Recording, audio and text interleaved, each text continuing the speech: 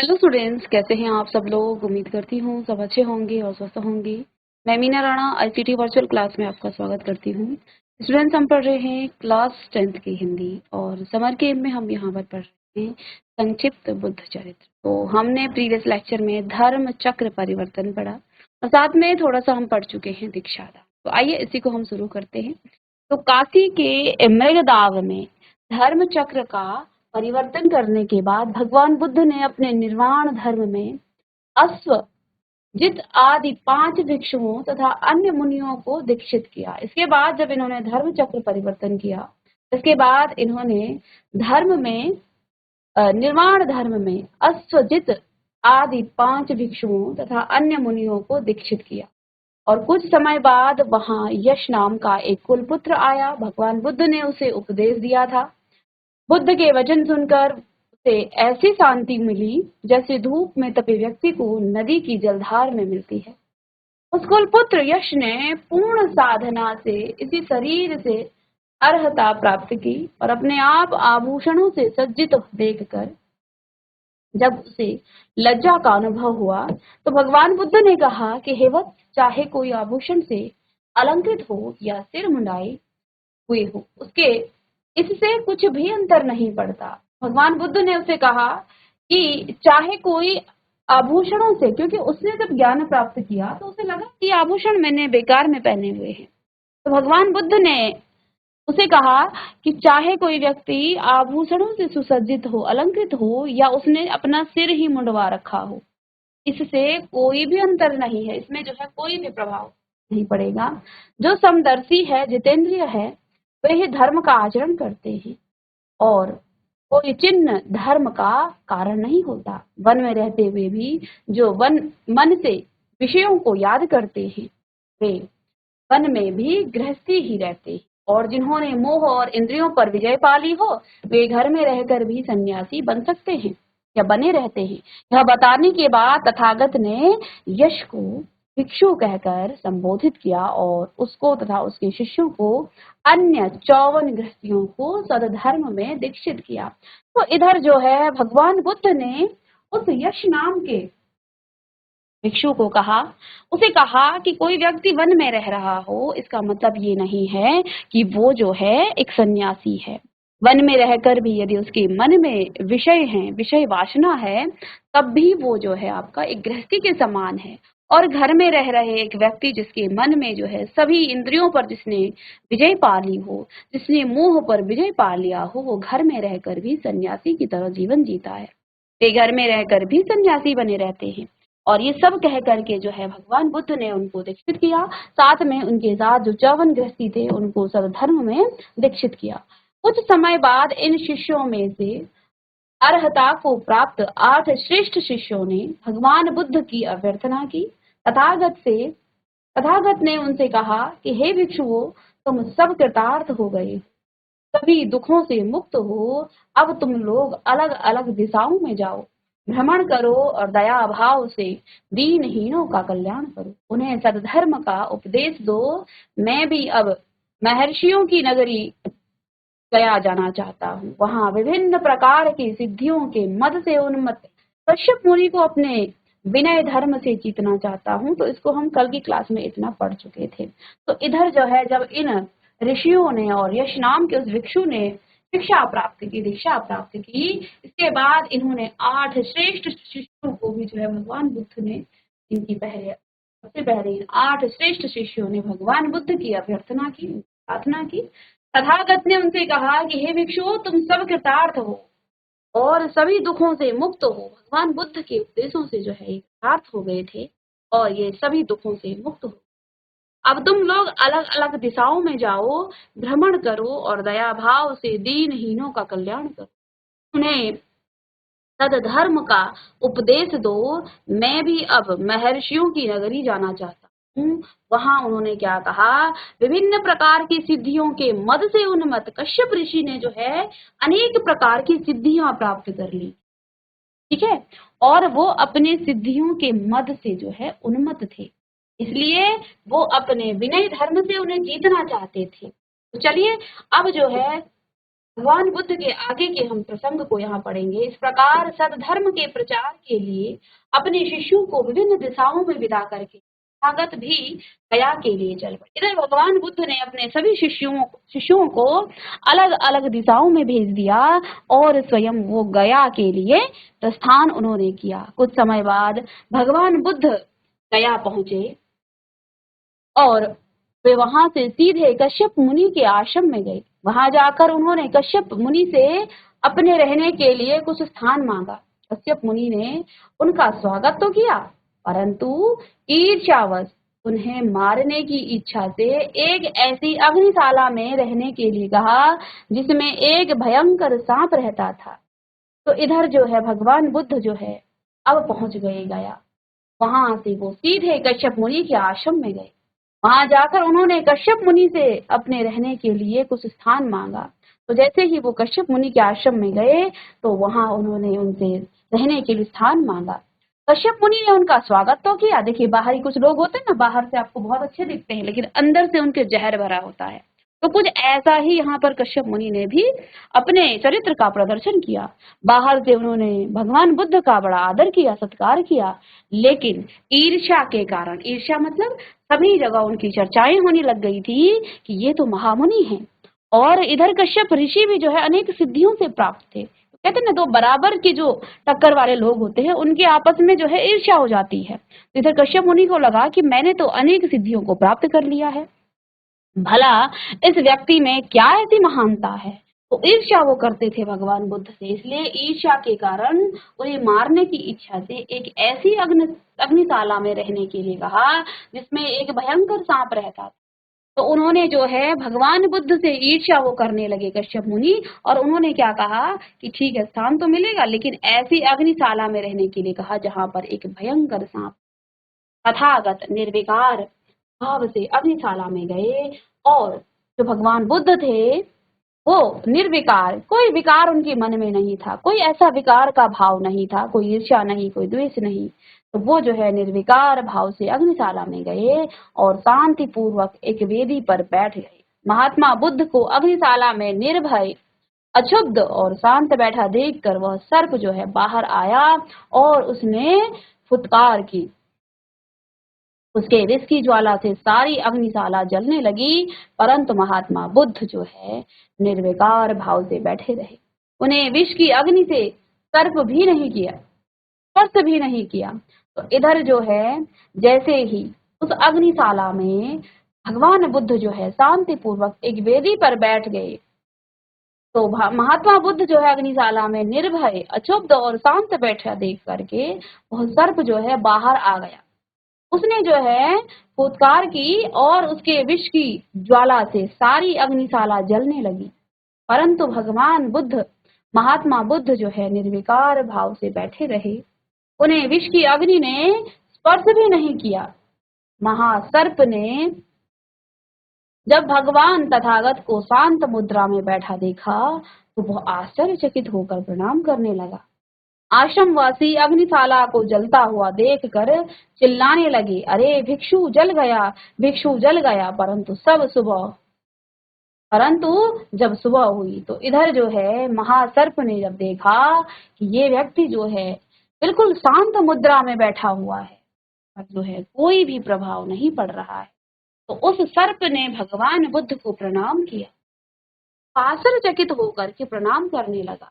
आश्रमवासी अग्निशाला में जलता हुआ देखकर, अब आश्रमवासियों ने देखा कि अग्निशाला जल रही है, सभी देखकर चिल्लाने लगे कि अरे भिक्षु जल गया, भिक्षु जल गया। परंतु जब सुबह हुई तो भगवान बुद्ध ने उस महासर्प को अपने भिक्षा पात्र में रखा और उसे लेकर कश्यप मुनि के पास गए। भिक्षा पात्र में उस भयंकर महासर्प को विनीत भाव में बैठा देखकर कश्यप समझ गए यह मुनि मुझसे बहुत बड़ा है। उन्होंने तथागत को प्रणाम किया और शिष्यत्व जो है ग्रहण कर लिया। इधर जो है जब सुबह हुई, पूरी रात में जो है अग्निशाला जल रही है और सुबह जब हुई सभी को लगा, आश्रम वासियों को, कि ये मुनि तो जल गया है। लेकिन जैसे ही सुबह हुई तो भगवान बुद्ध के उस कमंडल में, उस भिक्षा पात्र में उस सर्प ने जो है बड़े शांत भाव से वो बैठा हुआ है। तो तो इधर जब कश्यप मुनि के पास हो गए तो भिक्षा पात्र में उस भयंकर महासर्प को विनीत भाव में बैठा देखकर कश्यप मुनि समझ गए कि यह महामुनि मुझसे बहुत बड़ा, यानी कि उनका जो घमंड था, उनका जो गर्व था वो चूर हो गया। उनको लगा कि शायद मैं इस महर्षि से बड़ा हूँ, कि उनके पास भी अनेक सिद्धियां उन्होंने भी प्राप्त। इसलिए जब उन्होंने देखा कि एक सांप भी जो है भिक्षा पात्र में बैठा हुआ है और बड़े विनीत भाव से, शांत भाव में बैठा हुआ, तो कश्यप मुनि समझ गए कि ये मुनि जो है मुझसे बहुत बड़ा है। उन्होंने तथागत को प्रणाम किया और उनका शिष्यत्व ग्रहण किया। अब जो है वो भगवान बुद्ध के शिष्य बन गए। इधर जो है कश्यप मुनि पहले अपने सिद्धियों के मत में थे, अब जो है इनका घमंड, इनका मन परिवर्तन हो गया। कश्यप मुनि के मन परिवर्तन की बात सुनकर उनके 500 शिष्यों ने भी बौद्ध धर्म स्वीकार कर लिया। अब कश्यप मुनि के 500 शिष्य थे, ठीक है। तो जैसे ही जब गुरु ही किसी का शिष्य बन जाए तो शिष्य तो बनेंगे ही। तो इधर जैसे ही कश्यप मुनि ने के जो शिष्य थे उन्होंने सुना कि गुरुदेव तो भगवान बुद्ध के शिष्य बन चुके हैं, तो इसलिए उन 500 जो उनके शिष्य थे उनने भी बौद्ध धर्म स्वीकार कर लिया। इसी तरह कश्यप मुनि के भाई गाय और नदी भी भगवान बुद्ध की शरण में आए। तीनों कश्यप बंधुओं और उसके शिष्यों को भगवान बुद्ध ने गय शीर्ष पर्वत पर निर्वाण धर्म का उपदेश दिया। के उपदेशों को सुनकर हजारों भिक्षुओं को अतिशय आनंद प्राप्त। इधर जो है कश्यप मुनि साथ में उनके भाई गए और नदी, ये दोनों ही भगवान बुद्ध की शरण में गए। भगवान बुद्ध ने तीनों कश्यप बंधुओं को क्या किया, उन्होंने जो है गया शीर्ष पर्वत पर इन्होंने निर्वाण धर्म का उपदेश दिया और उनके उपदेश को सुनकर हजारों भिक्षुओं को अतिशय आनंद हुआ, अत्यंत आनंद की प्राप्ति उन्हें हुई, ज्ञान की प्राप्ति हुई। तभी भगवान बुद्ध को याद आया कि उन्होंने मगध राज बिंबसार को वचन दिया था कि जब उन्हें बुद्धत्व प्राप्त हो जाएगा तो वे उन्हें नए धर्म में दीक्षित करेंगे और उपदेश देंगे। इसलिए उन्होंने सभी कश्यपों को साथ लिया और मगध की राजधानी राजगृह की ओर प्रस्थान किया। तो इसके बाद भगवान बुद्ध को याद आया कि उन्होंने मगध के राजा बिंबसार को वचन दिया था कि जब इनको बुद्धत्व की प्राप्ति हो जाएगी तो वे उन्हें नए धर्म में दीक्षित करेंगे और उपदेश भी देंगे। इसलिए उन्होंने सभी कश्यपों को साथ लिया और मगध की राजधानी राजगृह की ओर किया। कुछ समय बाद भगवान बुद्ध अपने समस्त शिष्यों के साथ राजगृह के वेणु वन में पहुंचे और वहीं विश्राम करने लगे। मगध राज ने जब सुना कि महात्मा बुद्ध जो है, अब जो है कुछ समय के बाद भगवान बुद्ध अपने समस्त शिष्यों के साथ राजगृह में वेणु वन में पहुंचे और विश्राम करने लगे। इधर मगध राज ने जब सुना कि महात्मा बुद्ध वेणु वन में पधारे हैं तो वे अत्यंत प्रसन्न हुए और अपने मंत्रियों तथा नगर वासियों के साथ उनके दर्शन करने के लिए चल पड़े। मगध राज मुनि श्रेष्ठ को देखते ही अपने रथ से उतर पड़े और विनय पूर्वक उनके पास पहुंचे, सिर झुकाकर प्रणाम किया और आज्ञा मिलने पर भूमि पर बैठ गए। इधर जो है मगध राज कश्यप जो है मगध राज के जो राजा थे, मगध के जो राजा थे, वो जो है मुनि को देखा उन्होंने और वो तुरंत से अपने रथ से नीचे उतरे और बड़े विनय पूर्वक से उनके पास गए, सिर झुकाकर प्रणाम किया और आज्ञा पाने पर वो भूमि पर बैठ गए। तो भगवान बुद्ध से जो है उनकी मुलाकात हुई। वहां आए सभी लोग कश्यप बंधुओं को महात्मा बुद्ध के शिष्यों के रूप में देखकर आश्चर्यचकित रह गए, क्योंकि कश्यप बंधुओं का जो है भगवान बुद्ध का शिष्य बना ये बड़ी बात थी, क्योंकि कश्यप ऋषि भी बड़े जो है सिद्धियों से सिद्धियां। जब उन्होंने देखा कश्यप ऋषि और कश्यप ऋषि के जो बंधु बांधव हैं वो सभी तो भगवान बुद्ध के क्या बन गए हैं, शिष्य बन गए। आश्चर्यचकित रहे। बुद्ध ने यह देखकर कश्यप से पूछा, बंते तुमने अग्नि की पूजा क्यों छोड़ दी? कश्यप ने हरी सभा के सामने हाथ जोड़कर कहा, अग्नि की पूजा करने से और उसमें आहुति देने से पुनः संसार में जन्म लेने की प्रवृत्ति बनी रहती है, जिसके कारण शारीरिक और मानसिक क्लेश होता है। इसलिए मैंने अग्नि उपासना छोड़ दी, इससे जन्म मृत्यु के चक्र से मुक्ति नहीं मिल सकती। अपने शिष्यों के अपने शिष्य के ये वचन सुनकर भगवान बुद्ध ने उनसे कहा, हे महाभाग, तुम धन्य हो, तुमने उत्तम धर्म जो है स्वीकार किया है। जैसे धनी व्यक्ति अपने ऐश्वर्य का प्रदर्शन करते हैं, तुम अपनी दिव्य शक्ति के ऐश्वर्य का प्रदर्शन करो। तो इधर जो है भगवान बुद्ध ने उनके सामने कश्यप का क्या कहा, कश्यप से पूछा। अब वो भगवान बुद्ध के शिष्य बन चुके। क्या कहा कि हे बंदे, तुमने अग्नि की पूजा करना क्यों छोड़ दी? कश्यप ने क्या कहा, उन्होंने सभी सभा के सामने हाथ जोड़कर कहा कि जब आप अग्नि की पूजा से और उसमें आहुति देने से पुनः पुनः संसार में जन्म लेने की प्रवृत्ति बनी रहती है। जब आप अग्नि में आहुति डालते हैं, यज्ञ अनुष्ठान करते हैं, तो आपको जो है पुनः पुनः बार बार इस धरती पर जन्म लेना पड़ता है। क्या कहा कि आप जब अग्नि की पूजा करते हैं तो आपको इस जन्म मृत्यु के चक्र से मुक्ति नहीं मिल पाती है। इसके कारण शारीरिक और मानसिक क्लेश होता है, और जब आप इस शरीर में जीवन में आएंगे तो आपको शारीरिक और मानसिक क्लेश होगा, दुख होगा। इसलिए मैंने अग्नि उपासना छोड़ दी है। इससे जन्म मृत्यु के चक्र से मुक्ति नहीं मिल सकती है। क्योंकि पहले कश्यप ऋषि ने क्या किया था, अनेक सिद्धियों को प्राप्त किया था अग्नि की पूजा यानी कि यज्ञ और अनुष्ठान करने के बाद। लेकिन उन्होंने कहा कि आप इस जन्म में यज्ञ और अनुष्ठान तो करेंगे, लेकिन बार बार आपको फिर से इस जन्म से जो है इस जन्म मृत्यु के चक्र में आना पड़ेगा, जिससे आपको शारीरिक क्लेश भी होगा, मानसिक क्लेश भी होगा।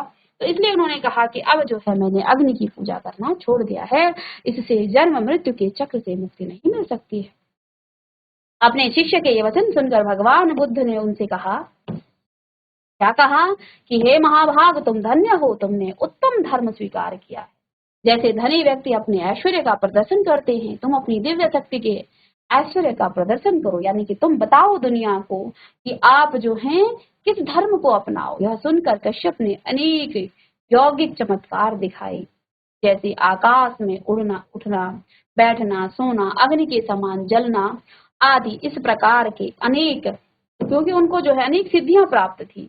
तो ये सुनकर, तो क्योंकि भगवान बुद्ध ने उन्हें क्या कहा कि जैसे धनी व्यक्ति अपने ऐश्वर्य का प्रदर्शन करते हैं, तुम अपनी दिव्य शक्ति के ऐश्वर्य का प्रदर्शन करो। तो इधर क्योंकि कश्यप ऋषि के पास अनेक सिद्धियां प्राप्त थी, तो उन सभी के सामने भगवान बुद्ध ने कहा, जिस तरह एक धनी व्यक्ति क्या करता है, अपने धन का प्रदर्शन करता है, आपको जो है अलग अलग चीजों से दिखाता है वो कि मैं बहुत बड़ा धनी हूँ, तुम भी अपनी दिव्य शक्तियों के ऐश्वर्य का प्रदर्शन करो। और ये सुन करके कश्यप ने अनेक यौगिक चमत्कार दिखाए, जैसे आकाश में वो उठना, बैठना, सोना, अग्नि के समान जलना आदि इस प्रकार के अनेक चमत्कार प्रदर्शन कर कश्यप ने भगवान बुद्ध को हाथ जोड़े और सबके सामने कहा, मैं आपका शिष्य हूँ। यह सब कुछ देख और सुनकर मगधराज और सभी मगधवासी आश्चर्यचकित हो गए और समवेत स्वर में बोल पड़े, बुद्ध सर्वज्ञ है। तो इधर जो है भगवान बुद्ध मगध के जो राजा हैं और साथ में उनकी जो प्रजा, उनके साथ जो आए हैं मगध के जो वासी हैं, उन सब ने जब ये सब देखा कि एक ऐसा ऋषि जिसके पास अनेक सिद्धियां हैं, वो भी इस धर्म को इन सिद्धियों से बढ़ करके भगवान बुद्ध को ही जो है सर्वश्रेष्ठ बता रहा है, यानी कि कुछ ना कुछ तो श्रेष्ठ होगा ही इसमें। ऐसा व्यक्ति जिसके पास अनेक सिद्धियां हैं, वो आकाश में उड़ सकता है, बैठ सकता है, सो सकता है, अग्नि में जल सकता है, ऐसी सिद्धियां जिसके पास प्राप्त हो, वो भी भगवान बुद्ध को ही क्या कह रहा है कि भाई यही श्रेष्ठ है। आपसे बड़ा कोई व्यक्ति कहे कि भाई ये व्यक्ति जो है बड़ा श्रेष्ठ है, तो आप बहुत जल्दी उस पर विश्वास करेंगे, है ना। तो इधर कश्यप ऋषि के जो चमत्कार थे, जो यौगिक चमत्कार उन्होंने दिखाए, उसके बाद इस प्रदर्शन के बाद, इस चमत्कार प्रदर्शित करके कश्यप ने भगवान बुद्ध को हाथ जोड़ा और सबके सामने कहा कि मैं आपका शिष्य हूँ। यानी कि इतनी सिद्धियां होने के बावजूद वो भगवान बुद्ध से कह रहे हैं कि मैं आपका शिष्य हूँ। यह सब देख और सुनकर मगधराज और सभी मगधवासी आश्चर्यचकित हो गए और समवेत स्वर में बोल पड़े, बुद्ध सर्वज्ञ हैं। तो सभी मगधराज और मगध के जो वासी हैं, सब ने क्या कहा, बुद्ध सर्वज्ञ हैं। इसके बाद भगवान बुद्ध ने जिज्ञासु मगधराज को अनात्मवाद का उपदेश दिया। इधर जो है मगध के जो राजा थे, उन्होंने जो है अनेक प्रकार के प्रश्न, अपनी जिज्ञासाएं उनके सामने प्रस्तुत की भगवान बुद्ध के सामने। उन्होंने जो है अनात्मवाद का उपदेश दिया और उसको बताया जैसे सूर्यकांत मणि और ईंधन के संयोग से चेतना का जन्म होता है, बीज से उत्पन्न होने वाला अंकुर जैसे बीज से भिन्न ही है और अभिन्न भी, वैसे ही शरीर, इंद्रिय और चेतना परस्पर भिन्न भी हैं और अभिन्न भी हैं। तो भगवान बुद्ध ने जो है मगधराज और वहां की जो मगध के जो वासी हैं इन सबको जो है सबका शिक्षाएं दी। भगवान बुद्ध ने के उपदेशों से मगधराज बिंबसार ने परमार्थ ज्ञान और पूर्ण धर्म दृष्टि प्राप्त की। उसके साथ आए मगध के अन्य व्यक्ति भी कृतकृत्य हो गए। तथागत का उपदेश सुनकर मगधराज अत्यंत प्रसन्न। भगवान बुद्ध के उपदेशों से जो है मगध के जो राजा थे वो बड़े प्रसन्न हुए। उन्होंने परम शांति का अनुभव किया। उन्होंने मुनि के निवास के लिए वेणु वन भेंट कर दिया। तो उन्होंने जो है क्या कहा कि हे मुनिवर, आप इस वन में रहें, आप यहाँ पर निवास करें। फिर उनसे आज्ञा लेकर अपने भवन की ओर प्रस्थान किया। तो उन्होंने उस वेणु वन को जो है भगवान बुद्ध को भेंट कर दिया कि आप इस वन में रहिए, यहाँ पर जो है आपका वास हो। इस तरह से जो है उनसे आज्ञा लेने के बाद अपने भवन की तरफ राज ने प्रस्थान किया। एक दिन भगवान बुद्ध के जितेंद्रिय शिष्य अश्वजित भिक्षा के लिए नगर गए। इधर जो है उनके शिष्य थे अश्वजित। तो अश्वजित भिक्षा के लिए नगर में गए और उनके मुख की शांति और कांति को देखकर अनेक नगर नागरिक जो है उनके प्रति आकर्षित। इधर जो है अश्वजित जो उनके शिष्य थे जिन्होंने अपनी इंद्रियों को वश में कर लिया, तो वो भिक्षा लेने के लिए नगर की तरफ गए। उनके मुख की शांति और कांति को देखकर अनेक नागरिक उनके प्रति आकर्षित हुए। वहीं कपिल संप्रदाय के एक सन्यासी अपने शिष्यों के साथ आए और अश्वजित को देखकर उनसे पूछने लगे, हे सौम्य, आपको देखकर हम सभी आश्चर्यचकित हैं। आपके गुरु कौन हैं और उनकी क्या शिक्षा है? अश्वजित ने कहा, इक्ष्वाकु वंश के सुगत बुद्ध मेरे गुरु हैं, विद्वान हैं और मैं तो अज्ञानी हूँ। मैं अभी कुछ दिन पूर्व ही उनके द्वारा प्रवर्तित धर्म में दीक्षित हुआ हूँ। अतः मैं आपको उनकी शिक्षा बताने में तो असमर्थ हूँ, फिर भी संक्षेप में कहता हूँ। उन्होंने उपदेश दिया है कि सभी धर्म किसी न किसी निमित्त से ही उन्मत्त हुए हैं, किसी न किसी निमित्त से ही उत्पन्न हुए हैं, बिना कारण कुछ भी नहीं होता। अश्वजित के उपदेशों से ही उपदिश्य नामक श्रेष्ठ ब्राह्मण को भी ज्ञान प्राप्त हुआ। उसका अंतःकरण शुद्ध हो गया और वह वेणुवर की मार्ग में उसे मोदगल्यायन नाम के ब्राह्मण मिले। उन्होंने उपदिश्य के प्रसन्न मुख को देखकर पूछा, अरे आज तो तुम भिन्न पुरुष से प्रतीत हो रहे हो, क्या तुम्हें ज्ञान प्राप्ति हो गई है? ऐसी शांति और प्रसन्नता अकारण नहीं होती, बताओ क्या बात है? तब उन्होंने बुद्ध के शिष्य से जो उपदेश सुने थे वो जो है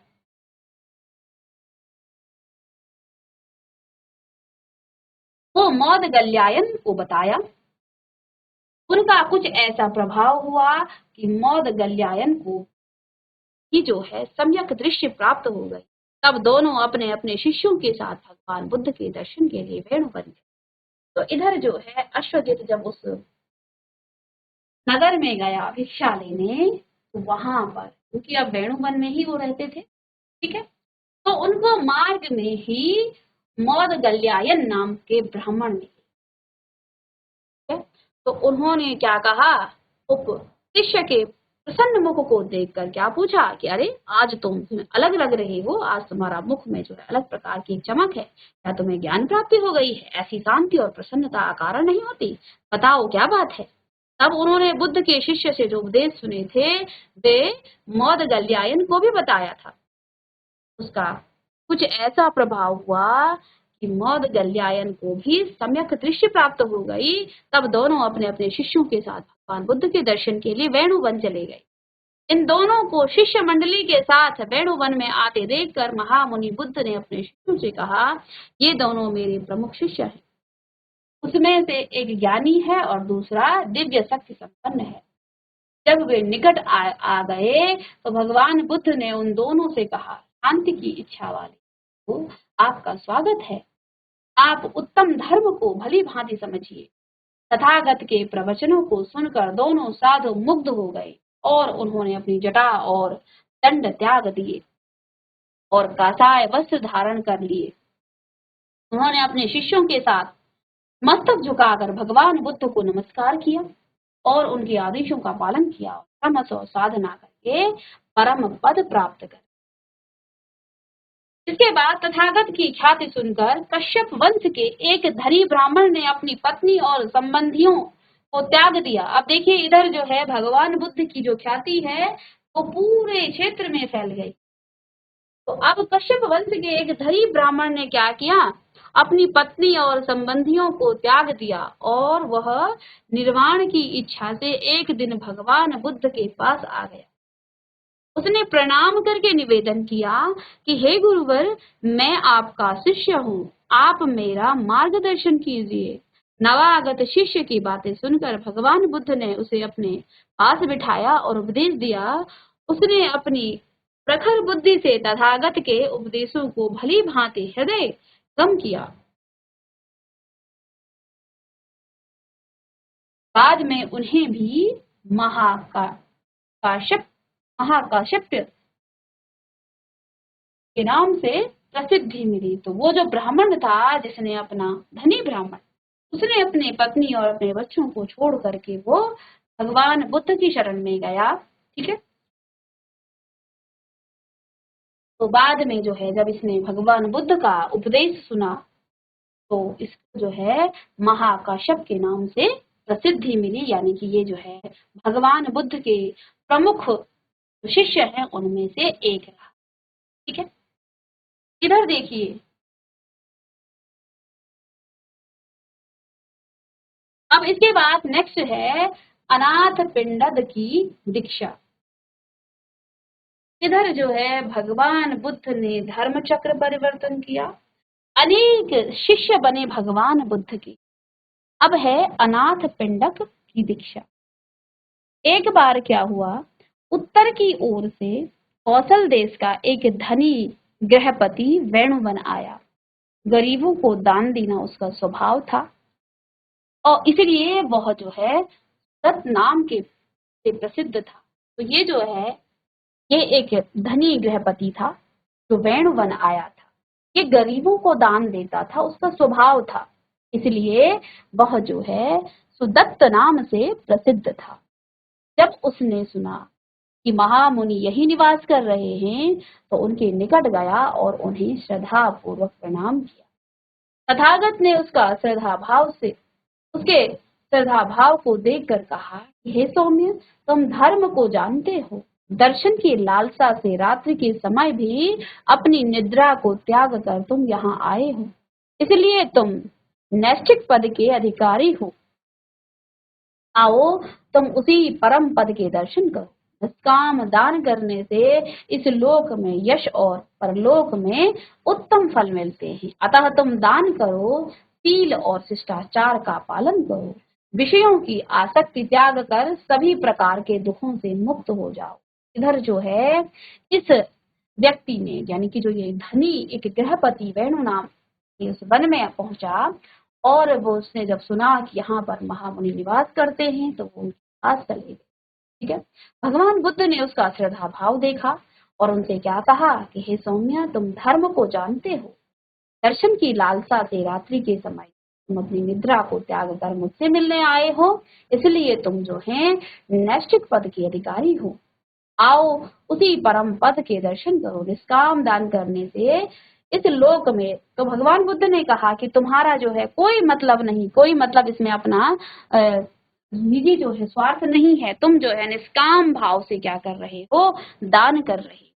तो तुम दान करो और शील और शिष्टाचार का पालन करो, विषयों की आसक्ति त्याग कर सभी प्रकार के दुखों से मुक्त हो जाओ। इधर भगवान बुद्ध ने उसे जो है इस प्रकार से उपदेश दिया कि तुम भी क्या करो, शिष्टाचार का पालन करो, क्योंकि दान तो वो करता ही था व्यक्ति।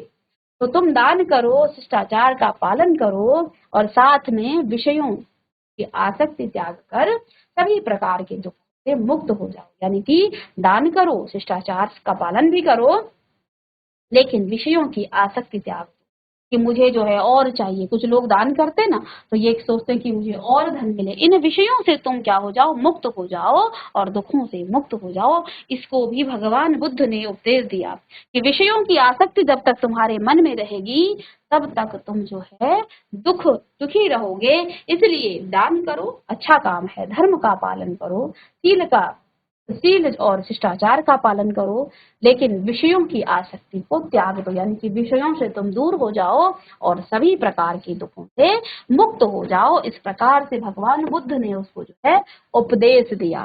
ठीक है, अब आगे की क्लास में हम नेक्स्ट क्लास में पढ़ेंगे आगे इस कहानी को। तो मिलते हैं नेक्स्ट लेक्चर में, तब तक थैंक यू।